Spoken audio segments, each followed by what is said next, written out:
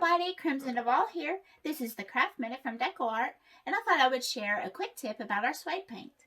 Now, suede paint is great for a variety of different projects. Furniture, boxes. I'm working on a journal here. So you can see it gives that suede look. I hope you can see that texture because it's just amazing. It's a matte texture, but it looks like suede. It looks like you want to touch it and it's soft as suede. But the great tip about suede paint is that you want to apply it with a flat brush. And then, you pick the size of your brush depending on your project. But this is a small journal, and you want to apply it in a cross-hatching motion. And that really emphasizes the texture of suede. And when it's dry, it looks like you want to just rub it all day because it's texture. But it's not suede, it's paint, so surprise!